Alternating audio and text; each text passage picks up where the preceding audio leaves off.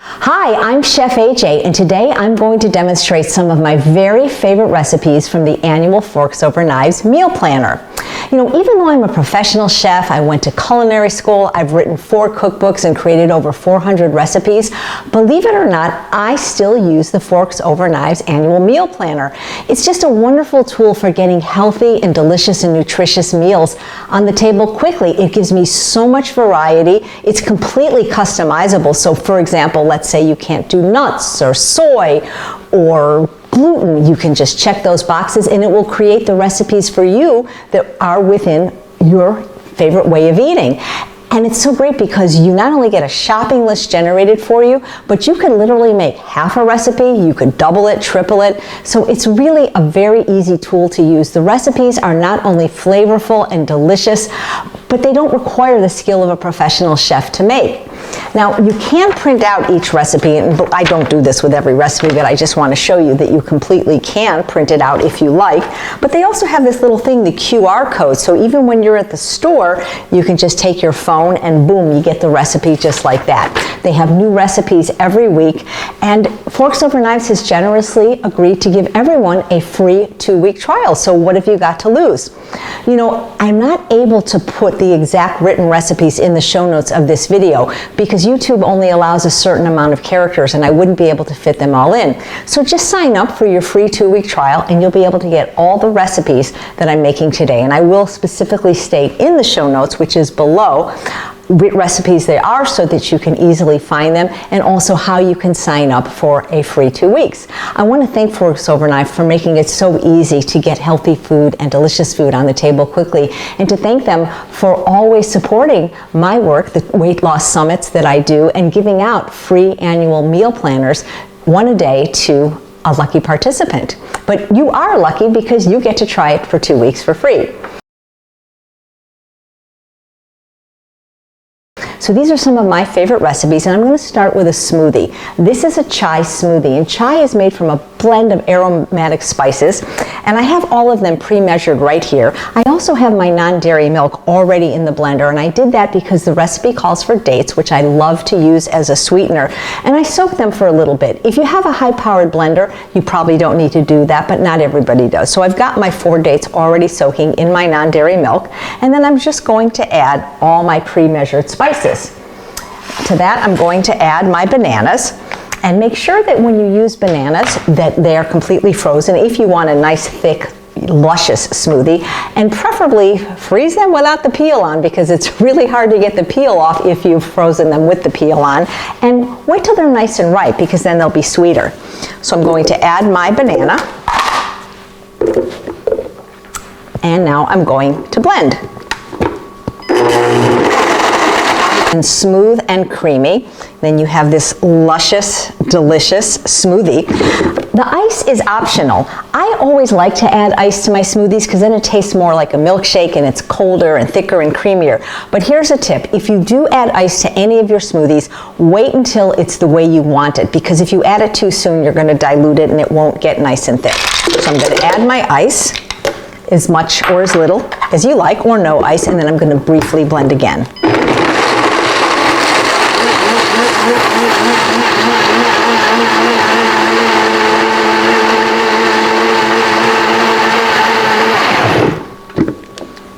The more ice you add, the thicker it will be, and then it could almost be like a soft serve ice cream. I always like to pour my smoothies in a pretty glass with a glass straw, and you can see how creamy and delicious this is. And because this is too much for me to drink, I've got some leftover. Let me show you what I like to do with my leftover chai smoothie. I like to make chai smoothie popsicles. So I take whatever's left over into this clever little gadget, which I can link to below in the show notes. And then I just pour in some of the smoothie mixture. You can see how thick it is. Take a little bit of time to get down there. If you know you're going to make it just for popsicles and not for drinking, you might not want to add the ice because you don't need that thickness. It just takes a little more time. So you just fill it until it reaches the top. You could do the whole thing as popsicles if you like. It should make about 8 to 10 of them. But this is a great refreshing treat, and I love that it's sweetened only with fruit, bananas, and just a few dates, not too many, 4 for the whole thing. If you end up enjoying this as much as I do, always feel free to pre-measure your spices in advance, and then you can just pull it out of your pantry without having to measure each time.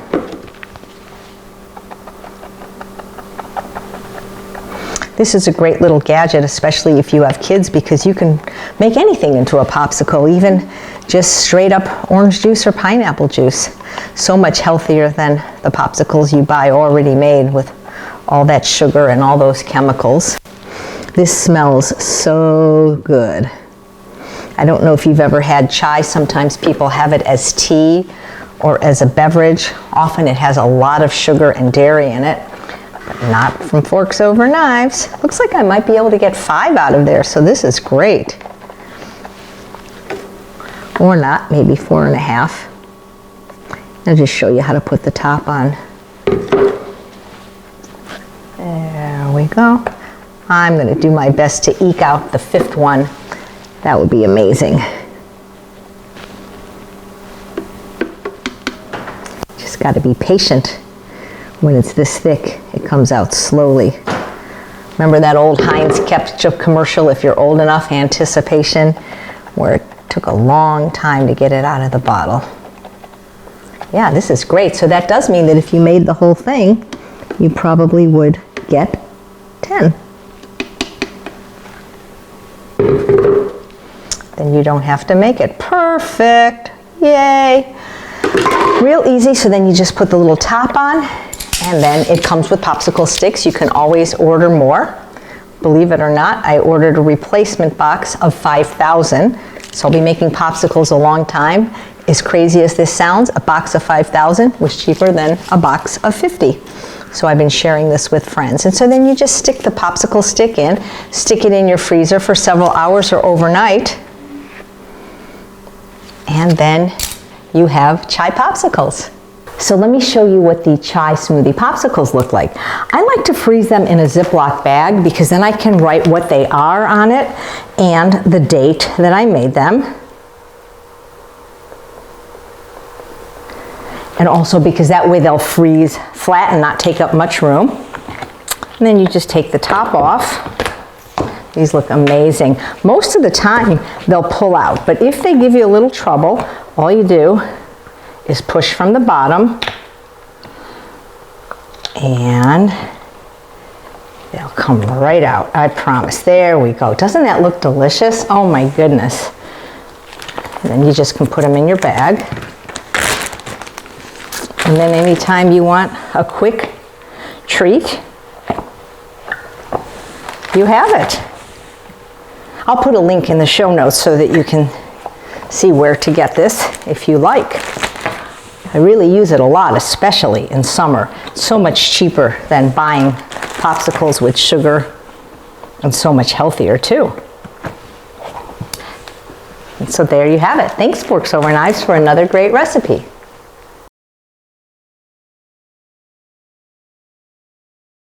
So the next recipe I'm going to show you from the annual Forks Over Knives meal planner is broccoli with cheesy sauce. And there's a lot of recipes for non-dairy or faux cheese sauces out there, but this is one of the best that I've tried and actually one of the easiest.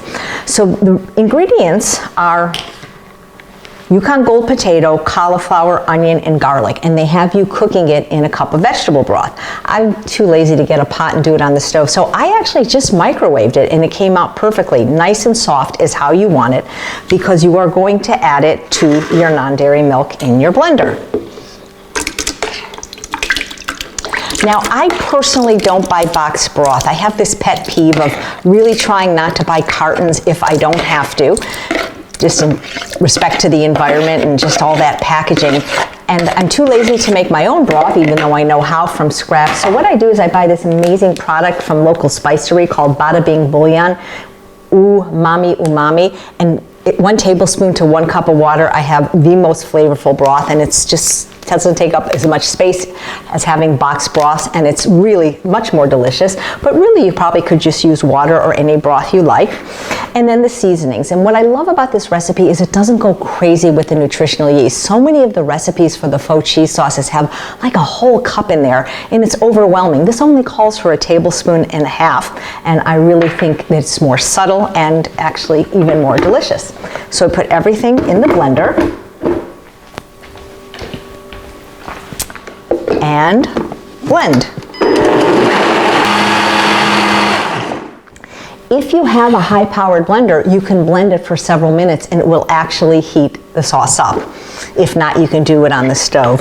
This smells so good. I've got my broccoli, which I've already prepared, and then I'm just going to, oh yeah, pour that cheese sauce over it. Look how easy that was to make. Ah, delicious. It smells like cheese. I know you're going to love it.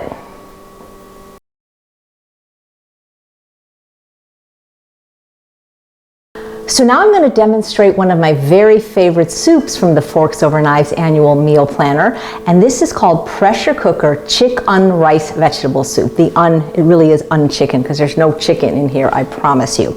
But it tastes like chicken and rice soup. It's absolutely delicious. So in my Instant Pot, I already have my water measured out, and then I'm going to add my diced onions and garlic,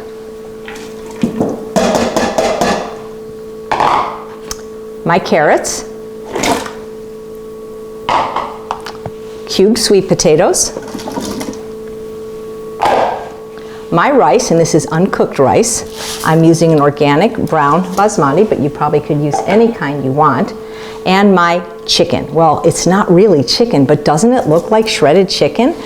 What it is jackfruit. It's amazing. The texture is so similar. And think about it, I mean, chicken really doesn't have a flavor. It's what you put into it, and this soup has lots of flavor. I got this jackfruit in brine at Trader Joe's. It had salt, so I soaked it, but you can get it at a variety of different types of stores. You can also get it online, but you want to get the jackfruit that's not the yellow one that's very sweet that you're eating as fruit. You want to get this kind, I believe it's called unripe jackfruit, but this is amazing for a meat substitute. And then we're going to add the poultry seasoning. Poultry seasoning is a blend of all different kinds of spices. Usually it has marjoram in it. Usually it has sage, celery seed. Most poultry seasonings have pepper in it, black or white pepper. I'm allergic to both, which is why I love using the spices from local spicery. They come in small batches. They're handcrafted, non-irradiated, and mostly organic, and I love these spices. So you just put everything in the pressure cooker. And again, I used water because the soup's flavorful enough, but you can always use vegetable broth, low sodium or no sodium. And then I'm going to put it on high pressure for 20 minutes. I'm going to show you what it looks like when it's done, and then I'm going to add my noodles, which are not really noodles at all.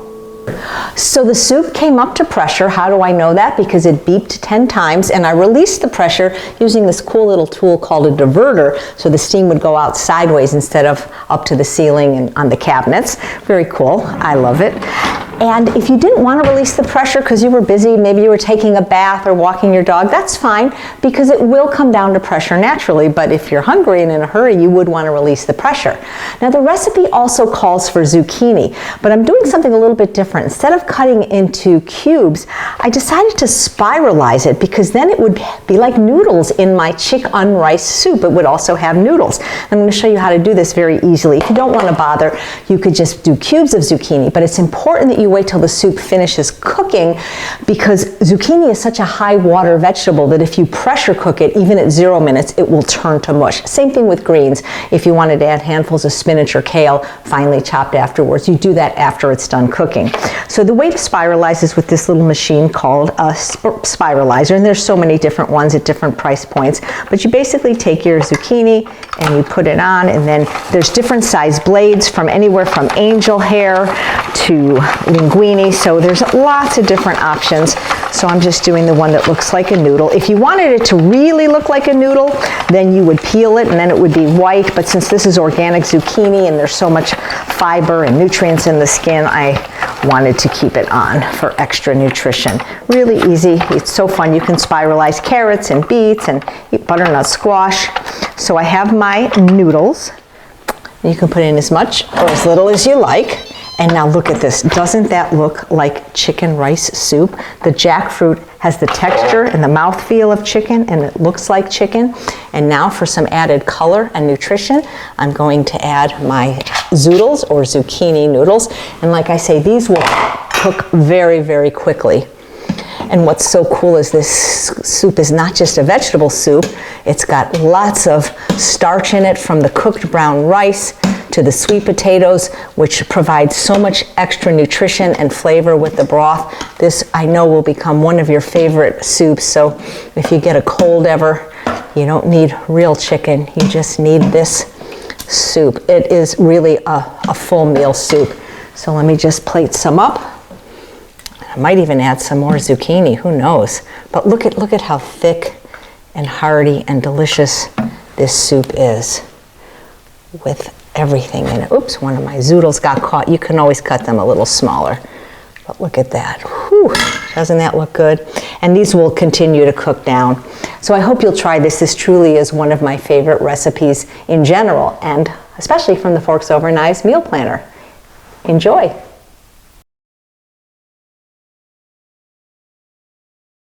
So now I'm going to show you another delicious recipe from the annual Forks Over Knives meal plan. This is called Easy Chewy Granola Bars, and it's a perfect name because it's really easy to make with only 5 ingredients that you probably already have in your house already: oats, bananas, cinnamon, vanilla, and raisins. And when they're done, they come out chewy. This would make a great grab-and-go breakfast. It's a delicious dessert with a cup of tea, and they freeze beautifully. So in my dish, I have bananas, and the reason these look a little kind of mushy is these are bananas that were already frozen and defrosted. That's why they look like this and are kind of brown and liquidy, but they're going to taste fine. They're going to be perfect. I just didn't have any ripe bananas, and since there's no sugar or refined sugar in this recipe, just from fruit, you want to make sure your bananas are really ripe. Sometimes when you're using bananas that have been frozen and defrosted, you might have to add a little bit more oat if it's too liquidy, but I'll let you know as we go along.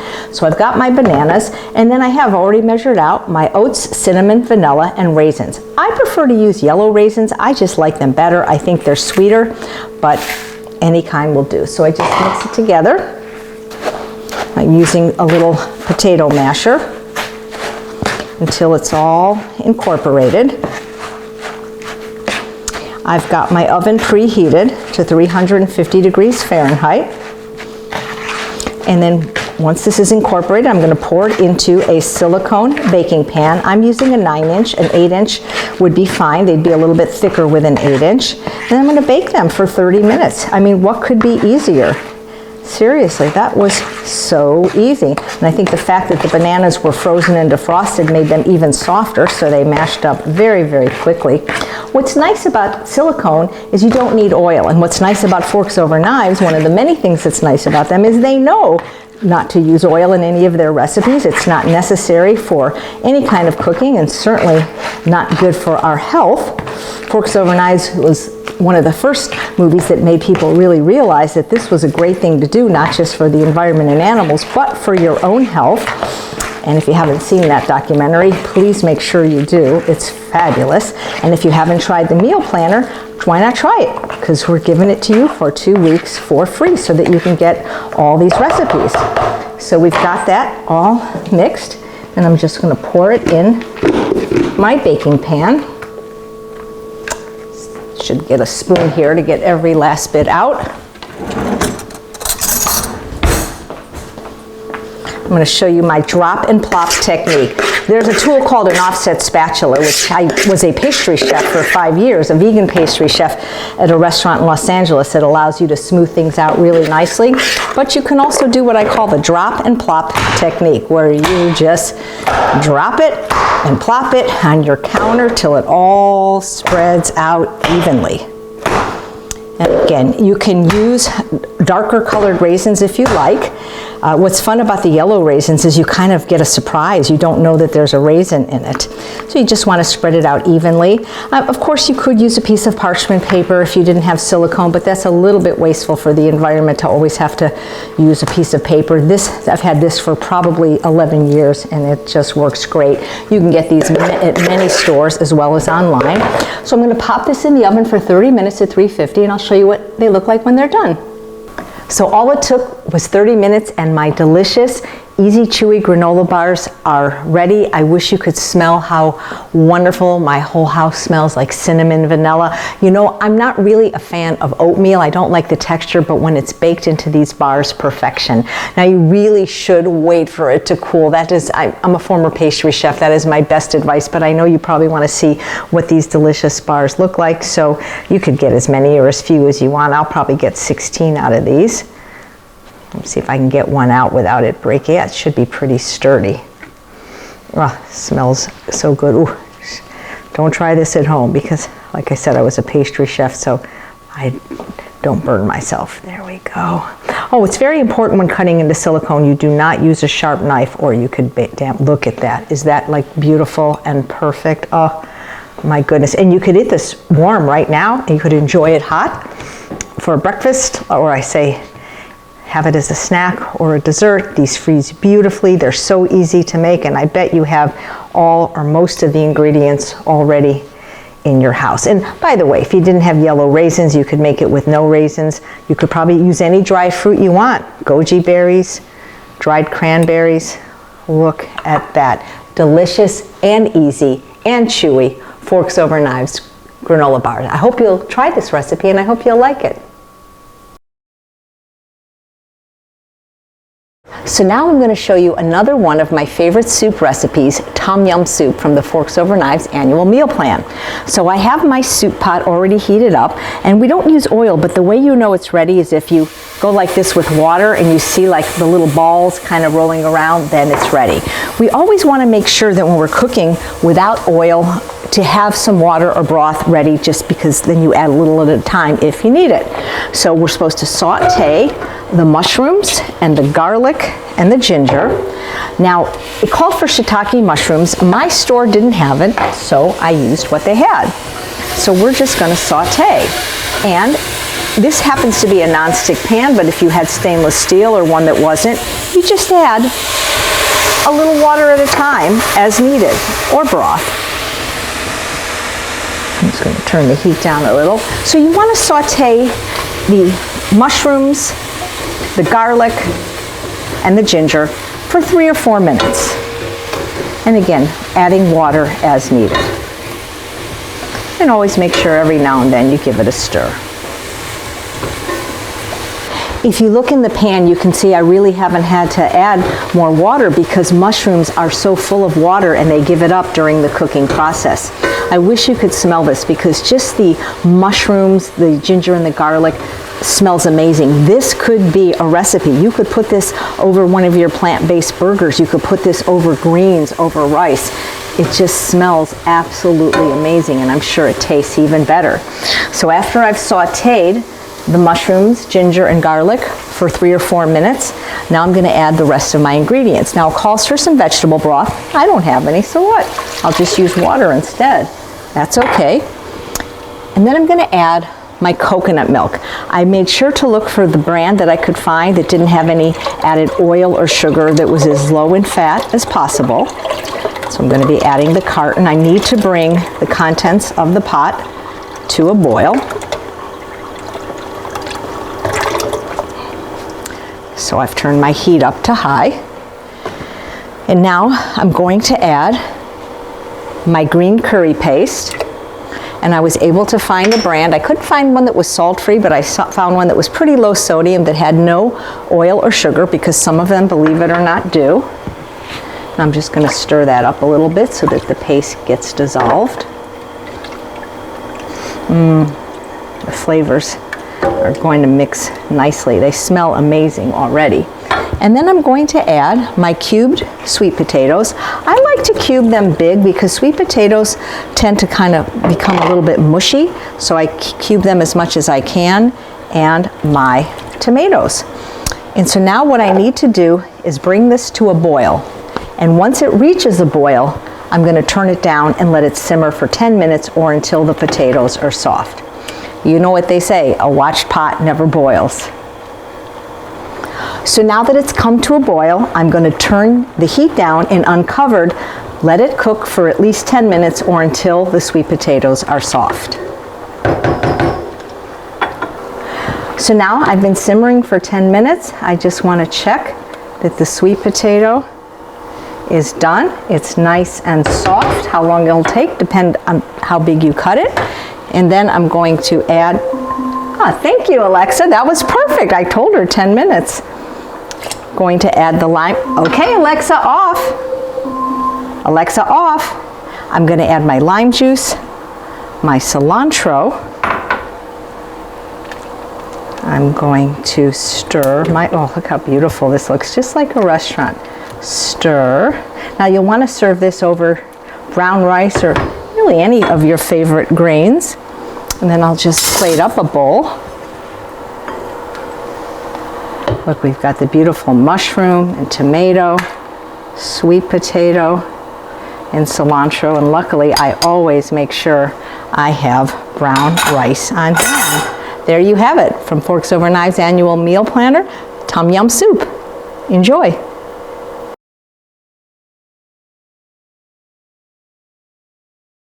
So now I'm going to show you another delicious recipe from the Forks Over Knives Annual Meal Plan. This is called Korean Style Rice Bowl with an Asian pear sauce. So I've got my skillet on the stove preheating, and I know it's ready when I take just a tiny bit of water and the bubbles, little water droplets dance around. We're not using any oil. I have a non-stick wok pan, but you can use any kind of cookware you like. Don't use oil though. You can use stainless steel, waterless cookware, ceramic, whatever you like, whatever the best you can afford. And now I'm going to add my ingredients, which are onion and garlic. You can hear the sizzle. You really don't need oil even to caramelize the onions. And something you may not be familiar with, but even if you don't make this recipe, I encourage you to try. These are called Asian pears. Some places call them apple pears. And what it is it's a cross between the best of an apple and the best of a pear. And they're absolutely delicious. They don't get mushy like pears, but they have just a unique flavor, and they're wonderful for eating, but they're really wonderful in this sauce recipe.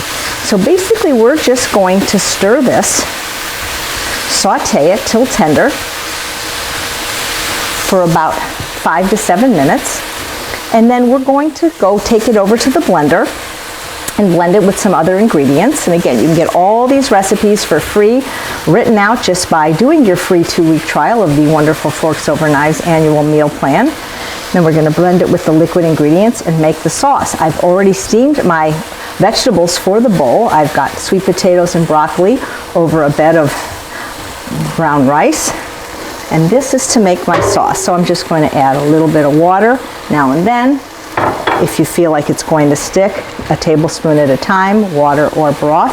So really I'm just trying to get the pears nice and soft.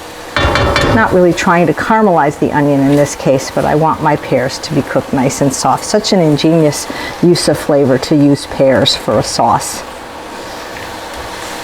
And again, I love the one bowl method of eating. You know, it didn't have to be broccoli and sweet potato. You could have used, you know, butternut squash and asparagus. Really, the possibility with bowls are endless. I'm really just trying to get these pears soft. Cutting them smaller probably would cause them to cook a little bit faster. Can never go wrong with onion and garlic. I can see that my pears are nice and soft because when I touch the side of the spatula, they just smush up nicely. So I am going to turn my heat off, and then I'm going to take this to the blender and blend it up for the sauce. I have my liquid ingredients already in the blender, and very carefully, so you don't burn yourself, we want to add the contents of the pan to the blender. smells really, really good. What I love about nonstick pans is cleanup is so easy. So now I am going to blend this, and be careful when you blend hot things. You could also use an immersion blender because heat does rise in a closed unit.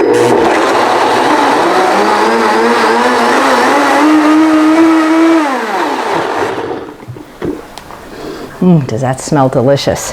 Let me show you what I'm going to put it over. I've got two beautiful bowls, because we'll have this for dinner, with brown rice on the bottom, broccoli, and steamed sweet potatoes. So what I like to do is let people add their own sauce. Some people like a little, some people like a lot.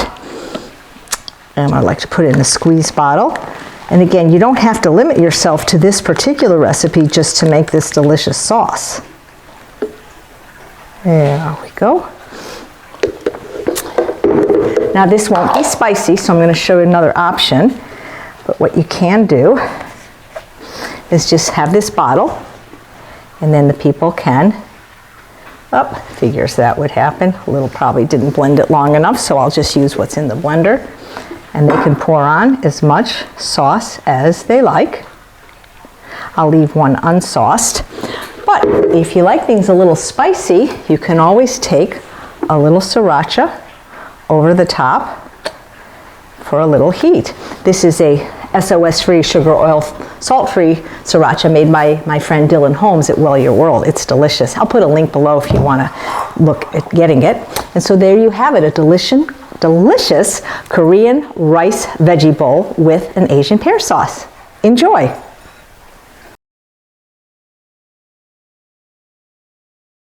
So now I'm going to show you how to make a brown rice wilted chard salad. If you haven't tried rainbow chard, it is my absolute favorite green. Look how beautiful it is. What other vegetable do you know that has orange and bright pink and yellow in it? And unlike some greens, which are very, very bitter, chard is very mild, it's delicious, it's naturally salty, and I'd really encourage you to try it. So if you're wondering why my pan is a bit dirty, it's because I just showed you a recipe, the Asian pear sauce, and since it's similar ingredients, onion, garlic, I didn't feel I needed to clean it in between, but I'm going to be doing pretty much the same thing. I'm going to start by sauteing the onion and garlic. I once interviewed a French chef, and he said all French cooking starts with an onion. Well, I think all cooking starts with an onion, and I honestly don't know how people cook without it. I feel bad for people that can't have it. And again, I'm using a non-stick pan. You can use any kind of cookware you like. I always recommend the best you can afford. And if things start to stick, all you really have to do is have a little bit of water or broth nearby, and then just add a tablespoon at a time. So we just want to cook these onions until translucent, maybe 2 or 3 minutes. Now you can go longer and caramelize them, but we don't need to necessarily do that for this recipe. I like caramelizing them if I'm going to put them on, say, a bean burger or a beanless burger. So you can see in just a matter of a couple minutes how they turned golden brown. So now I'm going to add my carrots, which I shredded, and my sun-dried tomatoes. And I'm going to continue to saute. Never walk away from a pan on the stove, at least one that you're sauteing in.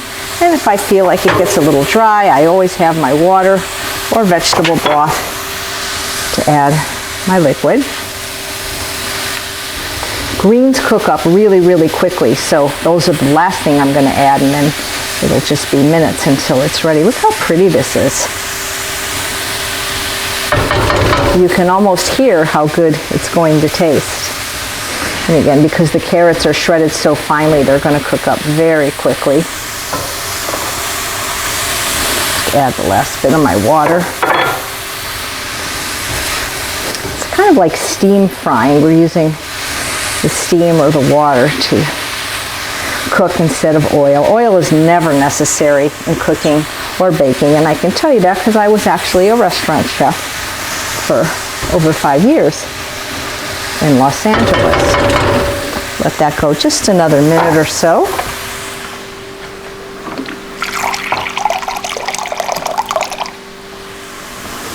just going to add a little more water.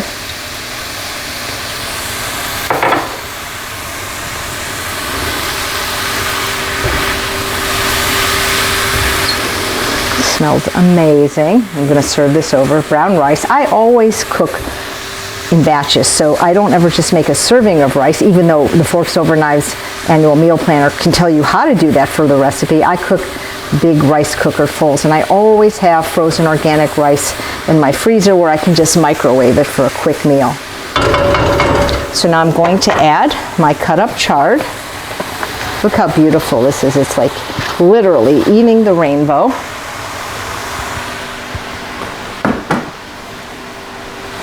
You don't want to overcook your greens. They're going to cook very quickly. What I love about having this saute pan is it's more like a wok, so the sides go up very high, so things tend to stay in it.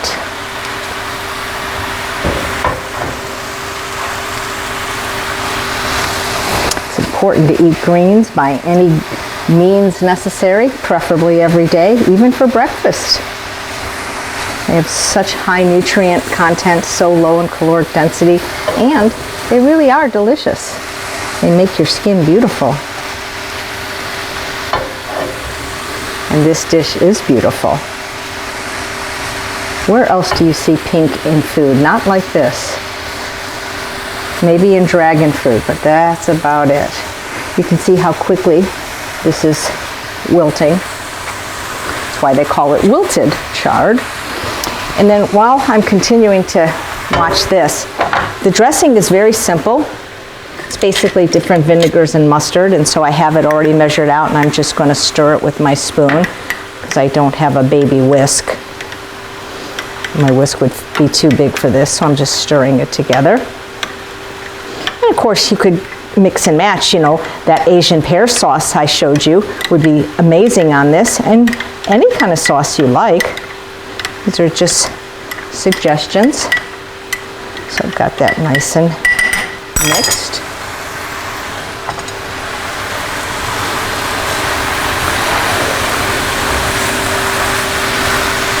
Just a little bit more. And of course you can cook the greens as much as you like, al dente.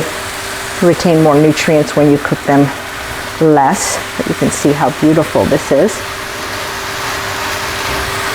And now I'm going to add my dressing from my wilted rainbow chard salad.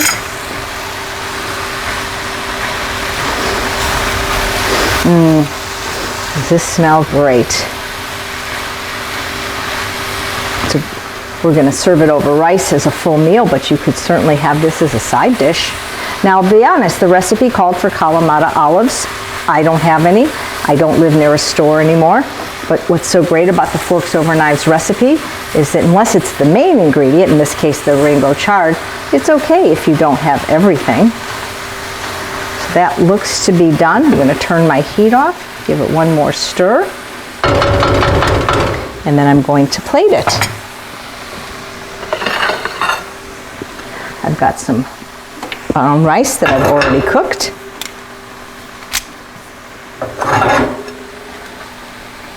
And I'm going to place my wilted rainbow chard on top.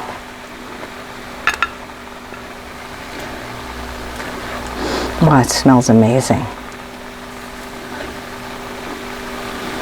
And of course, if you had more dressing or sauce, you could add it. And you can see how quick and easy these recipes are.